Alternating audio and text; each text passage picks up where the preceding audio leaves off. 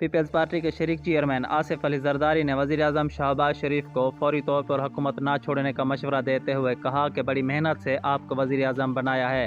وزیر اعظم شہباز شریف سے دو بڑی اتحادی جماعتوں کے رہنما آصف علی زرداری اور مولانا فضل الرحمان سے ملاقاتوں کی اندرونی کہانی سامنے آ گئی۔ ذرائع کا کہنا ہے کہ پیپلز پارٹی کے شریک چیئرمین آصف علی زرداری سے ملاقات میں وزیر اعظم شہباز شریف نے بتایا کہ نواز شریف اور ان کی حکومت چاہتی ہے کہ سخت فیصلوں کے لیے فریش مینڈیٹ اور لانگ ٹرم حکومت چاہیے ہوگی، جس پر آصف علی زرداری نے کہا کہ ابھی فوری طور پر حکومت نہیں چھوڑنی چاہیے، آپ کو بڑی محنت سے وزیر اعظم بنایا ہے، اب آپ حوصلے سے بڑے فیصلوں کے لیے درمیانی راستہ نکالیں جس کے لیے ہم آپ کا ساتھ دیں گے۔ دوسری جانب مولانا فضل الرحمان نے اپنی پارٹی پالیسی کے مطابق فوری انتخابات کے حوالے سے نواز شریف کے موقف کی مشروط حمایت کر دی۔ مولانا فضل الرحمان نے کہا کہ اگر فوری انتخابات میں جانا ہے تو نیا مینڈیٹ ہونا چاہیے، مگر کچھ ضروری یقین دہانی بھی لینا پڑیں گی، جبکہ دوسری جماعتوں میں بھی اتفاقی رائے پیدا کرنے کے لیے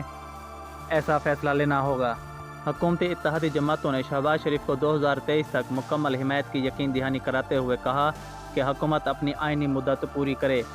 وزیر اعظم شہباز شریف کی زیر صدارت اتحادی جماعتوں کا اہم اجلاس ہوا، جس میں پیپلز پارٹی، JUI، MQM سمیت دیگر اتحادی جماعتوں کے سربراہان اور قائدین نے شرکت کی۔ اجلاس میں حکومت کی مدت اور عام انتخابات کے انعقاد کے لیے وقت کے تعین کے علاوہ ملک کو معاشی بحران سے نکالنے کے لیے حکومت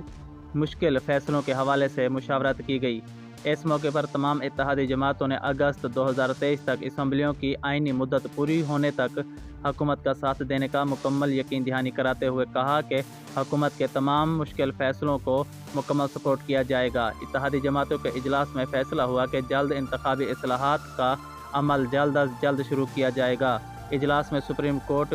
کی جانب سے آئین کے آرٹیکل 63A کی تشریح کے حوالے سے فیصلے پر